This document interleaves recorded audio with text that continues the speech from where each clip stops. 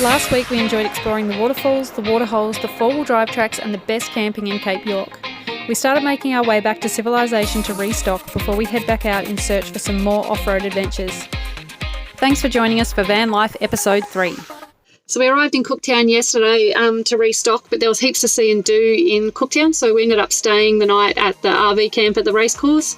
We're still travelling with our mates Jade and Azza, and this morning we're about to go climb up Mount Cook, so let's do it. Jill of the jungle.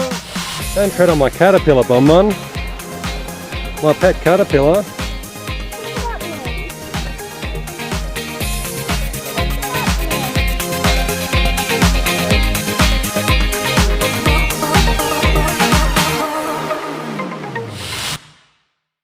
After exploring the beautiful town and hiking to the top of Mount Cook, we restocked, ready to find some more tracks at Elim Beach. So we're currently camped out at Elim Beach in northern Queensland, and we are about to hit some four-wheel drive tracks today. So we've got Kobe in the back with Axel. Kobe's reading some books to Axel, so that's pretty good homeschooling done.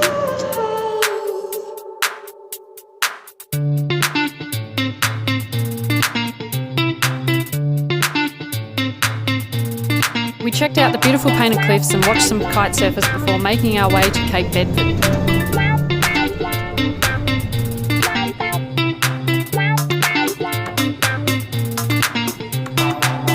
The Cape Bedford track has a great mix of sand dunes, technical rock climbs, beach drives, mud, and some of the best scenery you'll see around.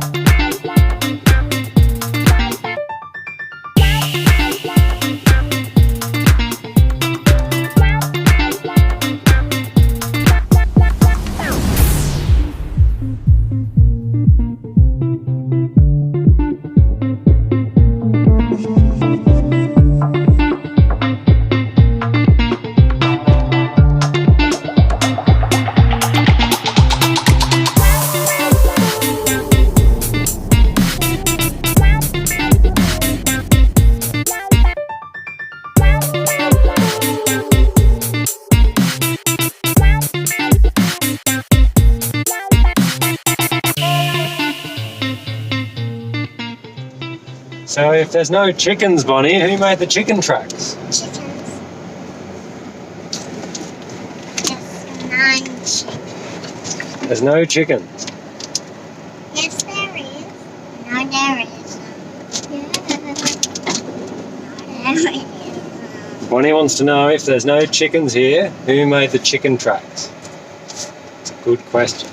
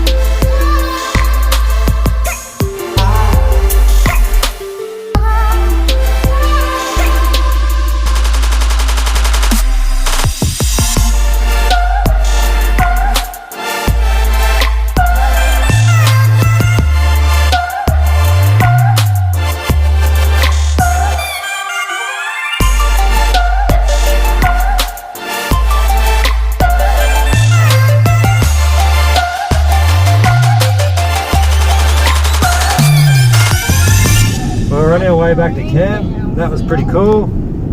I don't know how good the video will come out. We didn't video too much. We were too busy playing, really. So there was heaps of big hill climbs, beach driving, lots of technical sort of tight stuff in the bush, over dunes. Yeah, it was a really cool little area, really. So probably my favourite spot on the Cape so far for four-wheel driving, I'd say. Just cooking oil. This is what happens when you get the dads to cook. Covered in flour. Leave me alone. Good one. What's going on here, Bum Bun? Get 'em! The Can Crusher 1000, guys. You need to be qualified to use it, don't you, Bonnie?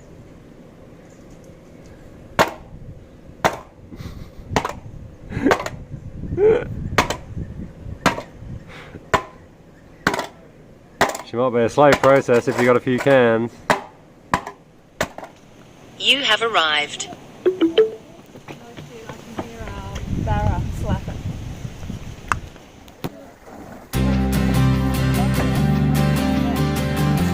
What are you doing, Mum? We loved this free camp on the Mulligan's River. We stayed for a few nights and played all day long on the flying fox that Azza had created. Come on, the kids have been doing this for hours. I know, but they're lighter. What if I fall on the box? You'll be right. Lift your feet!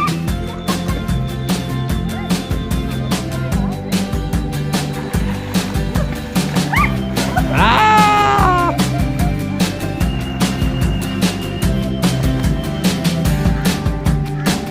Yay! It was time to hit some more four-wheel drive tracks, so we packed our camping gear and locked up the vans and hit the Bloomfield and CREB track.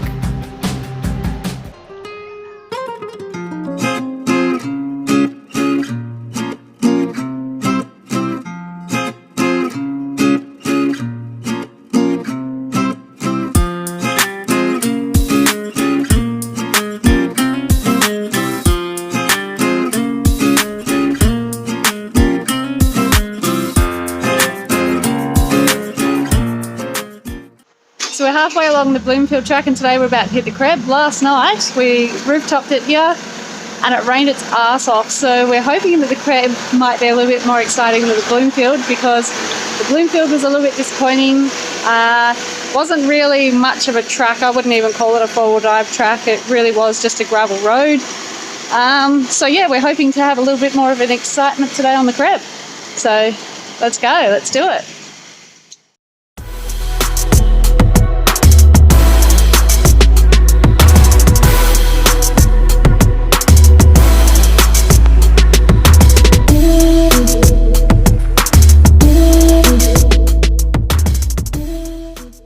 We'd cruised along most of the track easily. It wasn't until the rain started pouring that the real fun started. Oh my god, it's pouring with rain.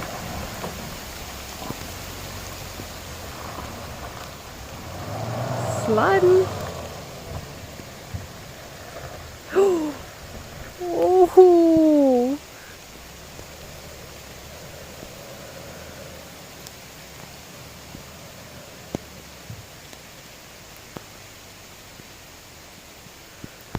Right, I'm going to try and walk. Oh, I'm going to go ass up. Oh, shivers. Oh, this is hard in thongs. Goodness me.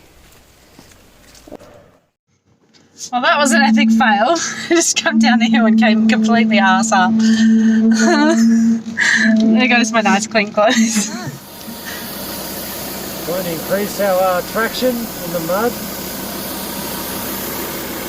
Thought I'd better let the tyres down from 45 to something more respectable. She's slippery.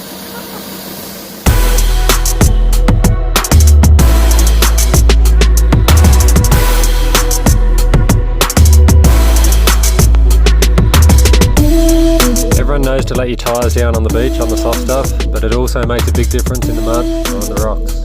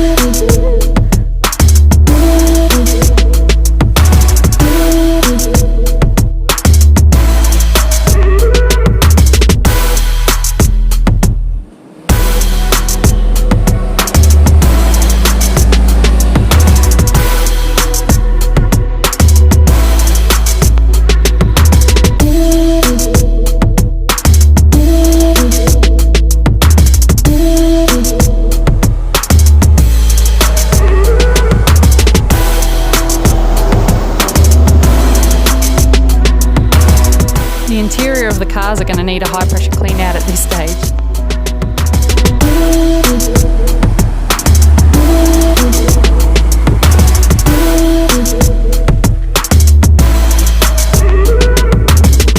Now usually it's a very smart idea to get out and walk the water crossings, but for the croc-infested Daintree River, your best bet really is to wing it.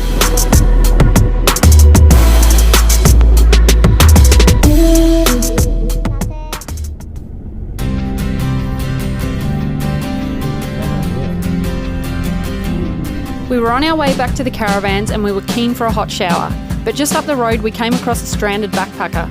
Now we assumed the problem would be fuel, as it always seems to be fuel with these guys, and guess what?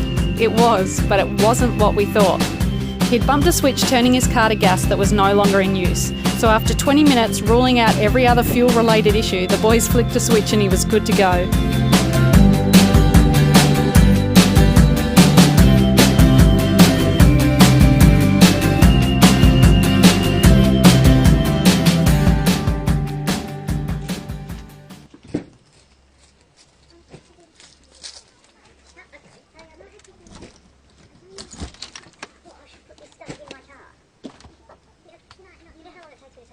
In our next episode, we celebrate a birthday, find some epic water holes, we go for a snorkel at Magnetic Island, and we cruise to the Whitsundays on board the Chimera.